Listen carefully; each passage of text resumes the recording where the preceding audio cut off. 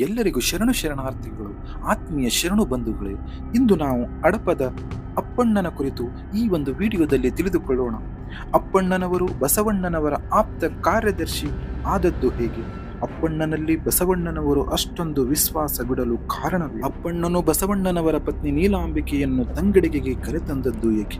ಬನ್ನಿ ಈ ಒಂದು ವಿಡಿಯೋದಲ್ಲಿ ಸಂಪೂರ್ಣವಾಗಿ ತಿಳಿದುಕೊಳ್ಳೋಣ. ಹಡಪದ ಅಪ್ಪಣ್ಣನು 12ನೆಯ ಶತಮಾನದಲ್ಲಿ ಬಸವಾದಿ ಶರಣರ ಒಡನಾಡಿಯಾಗಿ ಬಾಳಿದ ಶರಣ.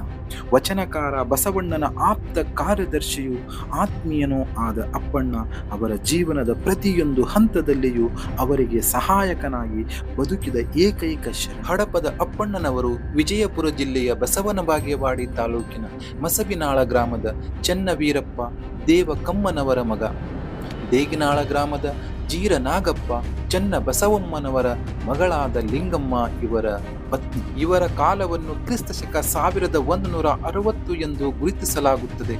ಇವರು ಬಸವಪ್ರಿಯ ಕೂಡಲ ಚೆನ್ನ ಬಸವಣ್ಣ ಎಂಬ ಅಂಕಿತ ನಾಮದಲ್ಲಿ ಸುಮಾರು 250ಕ್ಕೂ ಹೆಚ್ಚು ವಚನಗಳನ್ನು ರಚಿಸಿದ್ದಾರೆ. ಇವರ ಪತ್ನಿ ಲಿಂಗಮ್ಮ ಅಪ್ಪಣ್ಣ ಪ್ರಿಯ ಚೆನ್ನ ಬಸವಣ್ಣ ಅಂಕಿತದಲ್ಲಿ 114 ವಚನಗಳನ್ನು ರಚಿಸಿದ್ದಾರೆ. ಸತಿಪತಿಗಳಿಬ್ಬರು ಶಿವಭಕ್ತಿ ನಿಷ್ಠೆಗೆ ಹೆಸರಾದವರು. ಲಿಂಗಮ್ಮ ಚೆನ್ನ ಬಸವಣ್ಣನವರನ್ನು ಗುರು ಸಮಾನರಾಗಿ ಕಂಡು ನಡೆದವಳು. ಅವಳು ಸಹ ಶ್ರೇಷ್ಠ ವಚನಕಾರಳಾಗಿ ಶರಣೆಯಾಗಿ ಮೂಡಿಬಂದಿದ್ದ. ಸತಿಪತಿಗಳೊಂದಾದ ಭಕ್ತಿ ಹಿತವಾಗಿಪ್ಪುದು ಶಿವಂಗೆ ಎನ್ನುವಂತೆ ಸಮರಸದ ಸಂಸಾರವನ್ನು ಇವರು ಸಾಗಿಸಿದರು. ಅಪ್ಪಣ್ಣನವರು ಮಸವಿನಾಳ ವಿಜಯಪುರದಲ್ಲಿ ಶಿಕ್ಷಣ ಪಡೆದು ಚೆನ್ನಮಲ್ಲೇಶ್ವರ ಎಂಬ ಗುರುಗಳಿಂದ ದೀಕ್ಷೆಯನ್ನು ಪಡೆದರು. ಗುರುಗಳೊಂದಿಗೆ ಕೂಡಲ ಸಂಗಮದಲ್ಲಿ ನೆಲೆಸಿರುವ ಸಂದರ್ಭದಲ್ಲಿಯೇ ಬಸವಣ್ಣನವರು ಕೂಡಲ ಸಂಗಮದಲ್ಲಿ ನೆಲೆಸಿದ್ದರಿಂದ ಇವರಿಬ್ಬರ ನಡುವೆ ಬಾಂಧವ್ಯ ಬೆಳೆಯುತ್ತದೆ. ತರುವಾಯ ಕಲ್ಯಾಣಕ್ಕೆ ತೆರಳಿದ ಬಸವಣ್ಣನವರು ಶರಣರ ಖ್ಯಾತಿ ತಿಳಿದು ಕಲ್ಯಾಣಕ್ಕೆ ಬಂದ ಬಾಲ್ಯದ ಜೊತೆಗಾರ ಅಪ್ಪಣ್ಣನವರನ್ನು ಅನುಭವ ಮಂಟಪದಲ್ಲಿ ತಮ್ಮ ಆಪ್ತ ಕಾರ್ಯದರ್ಶಿಯನ್ನಾಗಿ ನೇಮಿಸಿಕೊಳ್ಳುತ್ತಾರೆ ಬಸವಣ್ಣನವರು.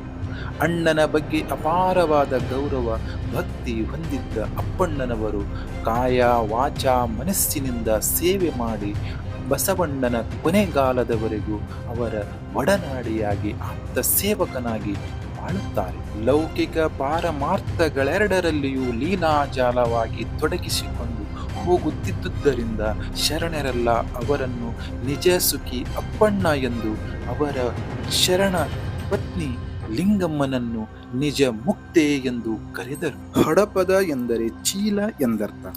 ಎಲೆ ಅಡಿಕೆಯನ್ನು ಹಾಕಬಹುದಾದ ಚೀಲ. ಹಡಪದ ಎನ್ನುವುದನ್ನು ಇನ್ನೊಂದು ಅರ್ಥದಲ್ಲಿ ತೆಗೆದುಕೊಂಡಾಗ ಕ್ಷೌರ್ಯದ ಸಾಮಾನುಗಳನ್ನು ಇಡುವ ಚೀಲವೆಂದು ಆಗುವುದು. ಬಸವಣ್ಣನು ಹಡಪದ ಅಪ್ಪಣ್ಣನನ್ನು ತನ್ನ ಸ್ವಂತ ಸೇವೆಗಾಗಿ ತನ್ನ ಮಹಾಮನೆಯಲ್ಲಿಯೇ ಇರಿಸಿಕೊಳ್ಳುವನು. ಬಸವಣ್ಣನವರು ಇಷ್ಟಲಿಂಗ ಪೂಜೆ ಮಾಡಿಕೊಂಡ ಬಳಿಕ ಅವರಿಗೆ ಶಿವಾರ್ಪಣಕ್ಕೆ ಬೇಕಾದ ಸಾಹಿತ್ಯವನ್ನು ಅಪ್ಪಣ್ಣ ಒದಗಿಸುತ್ತಿದ್ದ. ಪ್ರಸಾದ ಸೇವೆಯ ನಂತರ ತಾಂಬೂಲ ಸಿದ್ಧಪಡಿಸಿ ಕೊಡುತ್ತಿದ್ದ. ಇಂದು ಕ್ಷೌರಿಕ ವೃತ್ತಿಯನ್ನು ಮಾಡುವ ಹಡಪದ ಸಮಾಜದವರು ಅಪ್ಪಣ್ಣನೇ ತಮ್ಮ ಸಮಾಜದ ಮೂಲ ಪುರುಷ ಎನ್ನುತ್ತಾರೆ.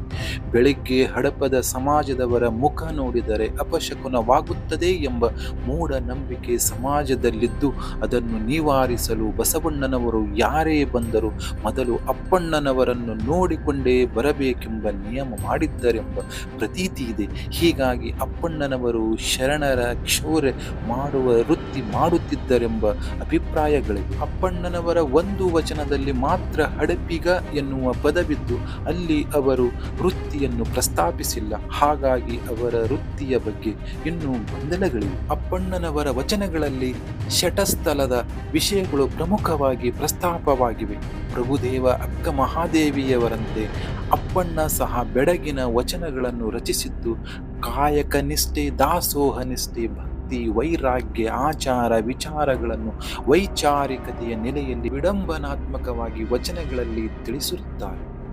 ಅವು ಅಜ್ಞಾನಿಗಳಿಗೆ ಸನ್ಮಾರ್ಗವನ್ನು ತೋರಿಸುವ ದಾರಿದೀಪಗಳಾದರೆ ಶೋಷಕ ವರ್ಗಗಳಿಗೆ ಚಾಟಿ ಏಟಿನಂತೆ. ಅನ್ನವ ನಿಕ್ಕಿದರೇನು, ಹೊನ್ನ ಕೊಟ್ಟರೇನು, ಹೆಣ್ಣು ಕೊಟ್ಟರೇನು, ಮಣ್ಣು ಕೊಟ್ಟರೇನು, ಪುಣ್ಯ ಉಂಟೆಂಬರು. ಅವರಿಂದ ದೊಡವೆಯೇನು, ಅವರಿಯುವುದಕ್ಕೆ ಇದಕ್ಕೆ ಪುಣ್ಯವಾವುದು ಪಾಪವಾವುದು. ನದಿಯ ಉದಕವ ನದಿಗೆ ಅರ್ಪಿಸಿ ತನಗೆ ಪುಣ್ಯ ಉಂಟೆಂಬ ಬಡ ಹಾರುವರನ್ ಸದಮಳ ಶಾಶ್ವತ ಮಹಾಗನ ಲಿಂಗವ ನರಿಯದೆ ಇವೇನೇ ಮಾಡಿದರೂ ಕಡೆಗೆ ನಿಷ್ಫಲವೆಂತಾದ ನಮ್ಮ ಬಸವ ಪ್ರಿಯ ಕೂಡಲ ಚೆನ್ನ ಬಸವಣ್ಣ ಸಮಾಜದಲ್ಲಿ ಮೇಲ್ಜಾತಿಯವರೆನಿಸಿಕೊಂಡವರು ಕೆಳಜಾತಿಯವರಲ್ಲಿ ನಿಮ್ಮ ಸ್ಥಿತಿಗೆ ಪಾಪಗಳೇ ಕಾರಣ. ನಮಗೆ ಗೋದಾನ, ಭೂದಾನ, ಅನ್ನದಾನ, ಕನ್ಯಾದಾನಗಳನ್ನು ಮಾಡುವ ಮೂಲಕ ನಿಮ್ಮ ಪಾಪಗಳನ್ನು ಕಳೆದುಕೊಳ್ಳಬಹುದೆಂಬ ಮೌಢ್ಯವನ್ನು ಬಿತ್ತಿದ್ದರು. ಅಜ್ಞಾನದಲ್ಲಿ ಮುಳುಗಿದ್ದ ಶ್ರಮಿಕ ವರ್ಗ ತಮ್ಮ ದುಡಿಮೆಯನ್ನೆಲ್ಲ ಇದಕ್ಕಾಗಿಯೇ ಸುರಿದು ಕಷ್ಟದ ಬದುಕನ್ನು ನಡೆಸುವುದನ್ನು ಕಂಡು ಅಪ್ಪಣ್ಣನವರು ಅನ್ನ, ನೀರು, ಹಣ ಇತ್ಯಾದಿಗಳನ್ನು ಕೊಟ್ಟು ಪುಣ್ಯ ಪಡೆಯಲು ಆ ವಸ್ತುಗಳನ್ನೇನು ನೀವು ಸೃಷ್ಟಿಸಿರುವಿರಾ ಎಂಬ ಪ್ರಶ್ನಿಸುವ ಮೂಲಕ ವೈಚಾರಿಕ ಸತ್ಯ ವಿಚಾರಗಳನ್ನು ತಿಳಿಸಿ ಅವರನ್ನು ಶೋಷಣೆಯಿಂದ ಮುಕ್ತಗೊಳಿಸಲು ಪ್ರಯತ್ನಿಸುತ್ತಿದ್ದಾರೆ.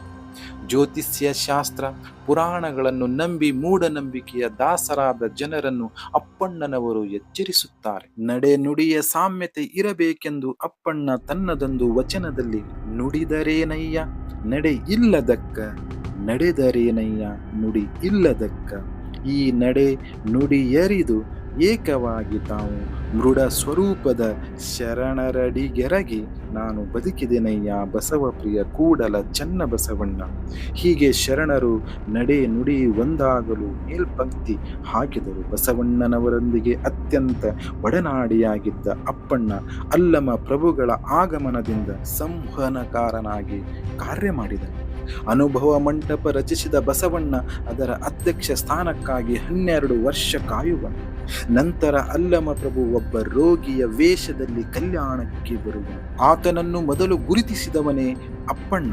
ಬಸವಣ್ಣನಿಗೆ ಅಲ್ಲಮ ಬರುತ್ತಾನೋ ಇಲ್ಲವೋ ಎಂದು ಚಡಿಪಡಿಸುತ್ತಿದ್ದಾಗ ಅಪ್ಪಣ್ಣ ಬಯಸುವ ಬಯಕೆ ಕೈ ಸಾರುವಂತೆ, ನಿಧಿ ನಿಧಾನ ಮನೆಗೆ ಒಪ್ಪುವಂತೆ, ಪರಿಮಳ ನರಸಿ ಬರ್ಪ ಭ್ರಮರ ನಂತೆ ಬಸವಪ್ರಿಯ ಕೂಡಲ ಚೆನ್ನ ಸಂಗಯ್ಯನಲ್ಲಿ ಪ್ರಭುದೇವರ ಬರವು ಕಾಣ ಬರುತ್ತದೆ ನೋಡ ಸಂಗನ ಬಸವಣ್ಣ ಎಂದು ಹೇಳುವನು.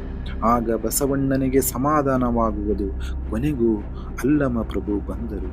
ಬಂದದ್ದು ಹೇಗೆ ಅಂದರೆ ಭಿಕ್ಷುಕನ ನಗ್ನಾವಸ್ಥೆಯ ವೇಷದಲ್ಲಿ, ಮೈ ತುಂಬ ಗಾಯ, ರಕ್ತ, ಕಿವು ಸೋರುವ ದೇಹಿಯಾಗಿ ಆತ ಬರುವನು.